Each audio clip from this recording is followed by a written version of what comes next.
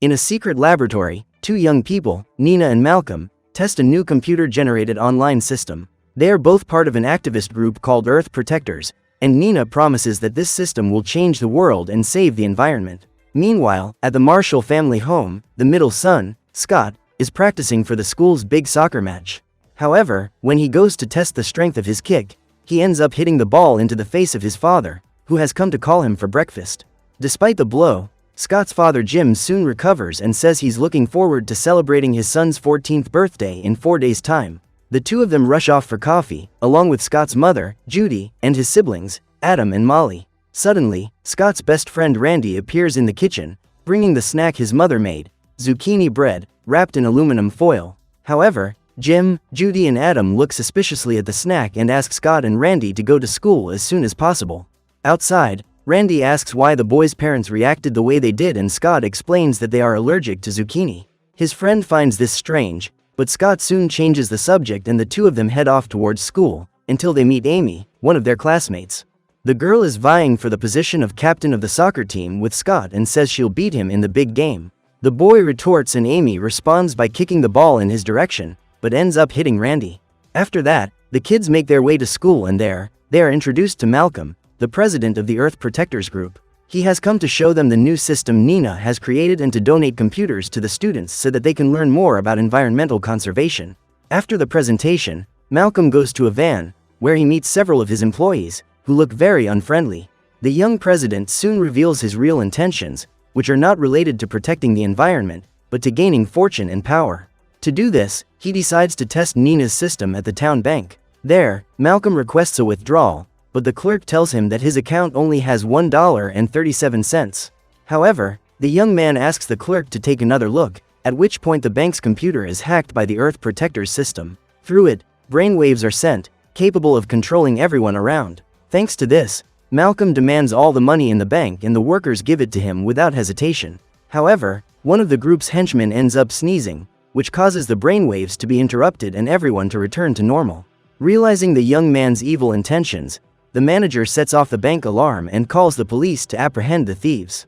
Meanwhile, Jim is taking Scott and his friends to the soccer match, but has to leave them midway to answer an emergency call from the bank. Randy and Amy lead the way and Scott tells his father that the bar has been cleared. It is then revealed that Jim is a superhero called Bronze Eagle, and with his superpowers, he flies through the skies and arrives at the scene of the crime within seconds. However, he sees the criminals being thrown out of the window by his wife, who is also a superhero called Warrior Woman. The couple end up arguing because Jim is late and the thugs try to take advantage of this to attack them, but the heroes put an end to the lunatics without difficulty. Finally, the gang tries to escape in the van, but with just one finger, the Bronze Eagle stops the car and hands the thieves over to the police. The day has once again been saved by the heroic duo, but they don't realize that the leader of the gang, Malcolm, has managed to escape. Afterwards, Judy goes back to work, while Jim flies at sonic speed to the soccer field to watch his son's big game. He arrives just in time for Scott to make a solo run towards goal, but his shot isn't strong enough and he misses the opportunity. Also appearing is his brother, Adam, who has the power of super speed and the ability to emit electrical discharges. However, on seeing his eldest son, Jim asks him not to show off his powers in front of Scott, as the boy hasn't yet manifested his powers and this could discourage him. As Jim had feared, after the match, Scott returns home sad because of his poor performance in the match and because he has no superpowers. His father tries to cheer him up and convinces him not to lose hope, as there are 3 days until he turns 14, the age at which a hero's powers usually appear. His father's words get Scott excited and he promises to be the best superhero ever. However, despite what he tells Scott, Jim fears that the boy doesn't have superpowers and suggests that Judy cancel the party. His wife disagrees and says that all it takes is a little display of power at the party for her son to show his heroic nature. Scott overhears their conversation and decides to follow his mother's advice, but in a different way. The boy then takes a screwdriver, removes the screws from the living room door and waits until lunchtime. A few minutes later, the family is visited by Jim's parents, Edward and Doris, and Scott appears in front of everyone, ripping the door off with his hand, making it look like he accidentally removed it with his strength. The hoax works and the whole family is proud that his powers have finally manifested themselves. However, at lunchtime, the boy says that he can also fly, which makes his parents and grandparents even more curious to see his special powers. Not knowing how to get out of this situation, Scott goes to his room and gets the soccer ball and a cape. Then, while everyone is still at the table, the boy throws the ball at the tree, giving the impression that it has flown through it. When they hear the noise, the whole family goes to look outside, but they can't find Scott. Seconds later, the boy reappears in front of everyone, pretending to have just landed after a long flight. His plan works again, but when everyone decides to go back to the table, his grandfather calls him in for a chat. The old man reveals that he has seen through the ruse and scolds his grandson for lying to his parents.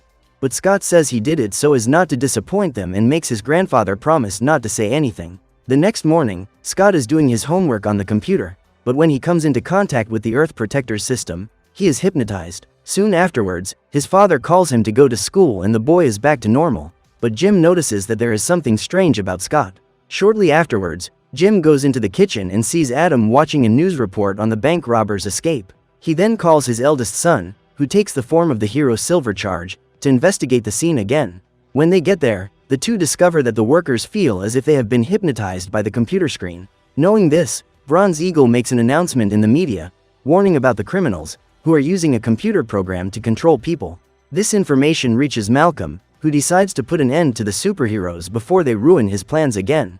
Hours later, Jim decides to teach Scott how to control his powers of flight, but the boy tries to disguise it by saying that they need to go to the field for the next game. His father agrees, but instead of taking him by car, he decides to fly him at high speed.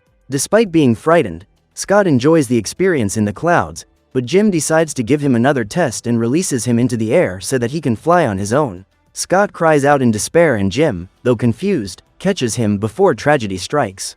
Finally, the two arrive at the field for the game, but Scott's father is confused that his son didn't try to fly himself. The next day, however, comes the long-awaited moment of Scott's 14th birthday. His parents gather all the superheroes together, because at the end of the party, their son will have to take the heroic oath in front of everyone. Scott, wearing his new hero costume and given the name Warrior Eagle, realizes that he can't keep up the charade any longer. He tries to tell his father the truth, but instead of listening to him, Jim makes him recite the oath and, in order to avoid bringing greater shame on his family, Scott complies with his request.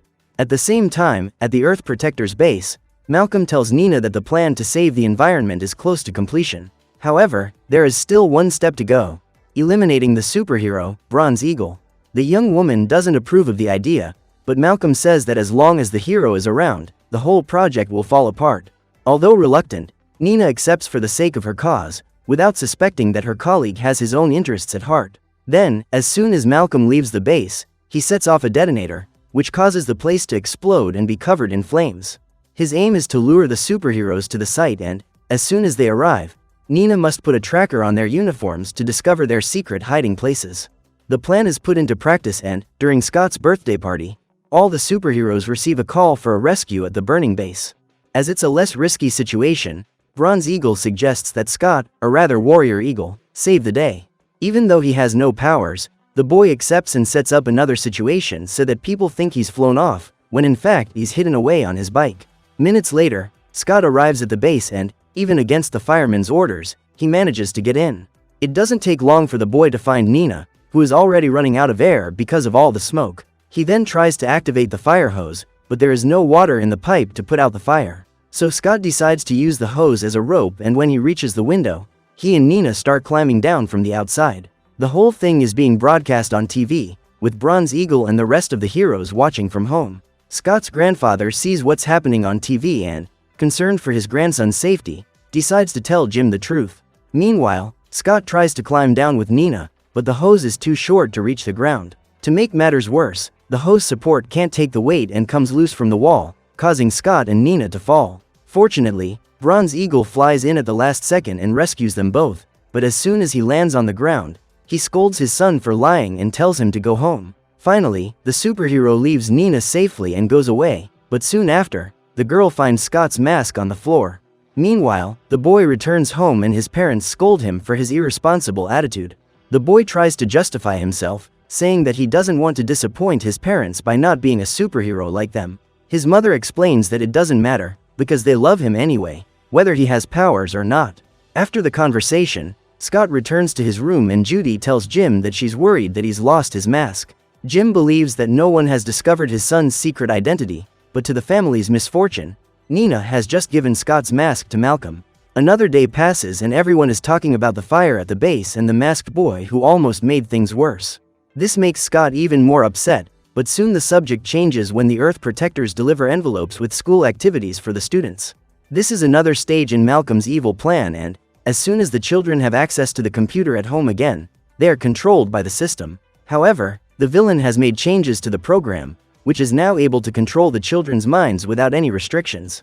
As a first order, Malcolm demands that the students take the money from their parents and put it in an envelope. Scott also falls victim to this plan and obeys orders, taking the money from his father's wallet and hiding it in his backpack. The next morning, before taking his children to school, Jim notices that his wallet is empty. He asks if anyone has taken it and Scott is the first to deny it. However, Molly uses her X-ray vision and finds the money inside her brother's backpack. Because of this, the parents punish the boy for not playing soccer anymore, and even though Scott says he didn't take it, everyone believes it's just another lie.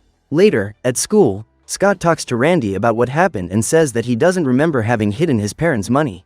His last memory was of accessing the computer, but he doesn't even remember the school activities he did.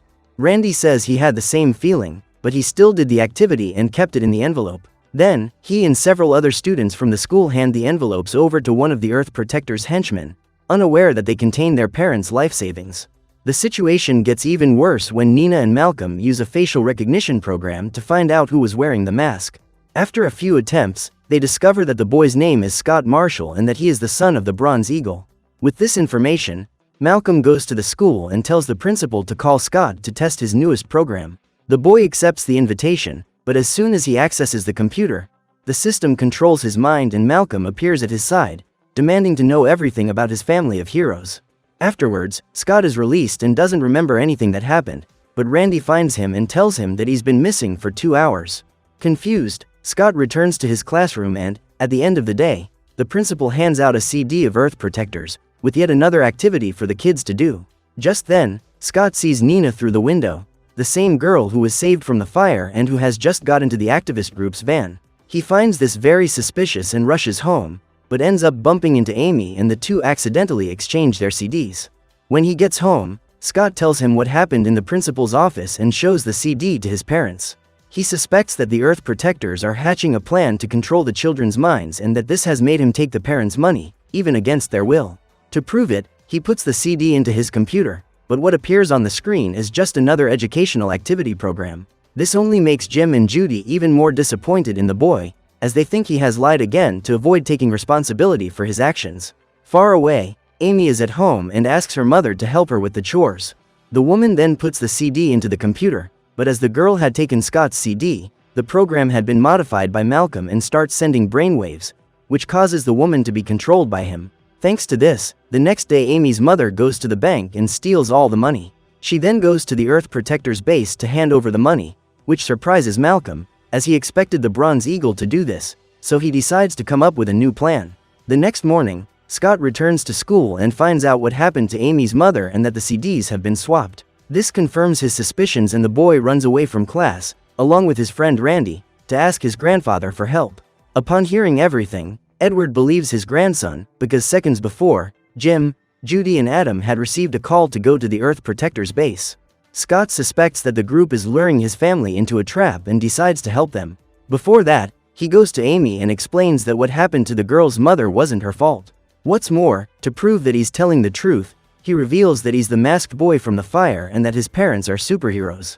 Amy believes her friend's words and, together with Randy, the three of them set off to the villain's base to save the day. However, Bronze Eagle, Warrior Woman and Silver Charge get there first and find a storage room with Scott's mask hanging from a rope. Just then the lights come on, revealing a prison made of aluminum foil around the heroes. Thanks to the information Malcolm gathered by controlling Scott's mind, he discovered that aluminum foil is the superhero's weak point. The villain then explains his plan to use the system to control the heroes' minds and, with their strength, make a lot of money. However, Nina refuses to go along with this plan and takes the CD out of the computer, but one of Malcolm's henchmen takes it back and keeps the girl under surveillance. The evil plan continues, but Scott and his friends arrive with their bikes and find the superheroes trapped in the aluminum foil cell. Scott then hatches a plan to distract the villains, using the items scattered around the warehouse. The boy picks up a huge iron pipe and uses it as a megaphone, announcing that the police have surrounded the whole place. The three of them then take huge plastic bubbles from the warehouse and start stomping on them, making sounds like gunshots. This makes the whole farce convincing, and the villains decide to flee the scene as soon as possible. However, in the middle of their escape, Randy uses a rope to trip up the man, while Amy uses wooden logs to hit them over the head.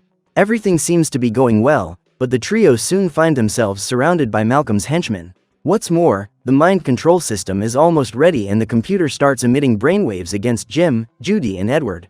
The three friends don't know what to do to stop them, but Amy remembers that she had a soccer ball from practice in her backpack. She then passes the ball to Scott, who uses his skill to dodge the bandits. There are only a few seconds left for the boys' family to be controlled by the program, so Scott takes a shot at the computer. Malcolm tries to defend the shot, but the ball goes through the foil prison and hits the computer, completely corrupting the program. Thanks to this, the heroes are free from mind control and, with their powers back, they put an end to all the criminals. The day was saved thanks to the efforts of Scott and his friends, which made Jim, Judy, and Edward very proud. The heroes tie the bad guys to a chair and Amy takes the opportunity to declare her feelings to Scott. The boy says the same, but before he can ask her to the school dance, Adam uses his power to emit electrical discharges to erase the girls' memory of their secret identities. Then it's Randy's turn to do the same, but Scott asks that he be spared, as he was only able to save his family thanks to his friend. His parents agree and everyone is ready to go home, until Scott's grandfather shows up wanting to save the day, but he's already too late for that. Things are finally back to normal for Scott and his family, and the day comes to choose the captain of the school soccer team. The competition is fierce between Amy and Scott, but when it's their turn to vote, Amy decides to vote for Scott and he votes for her back. The referee then decides that, from now on, the two of them will be co-captains and the team prepares to play another soccer match. As for Scott, he may not have superpowers, but he has managed to prove that a heroic spirit can come from anyone. So what did you think of this movie? Leave it in the comments below. And if you liked the video, like and subscribe for more movie recaps. See you next time.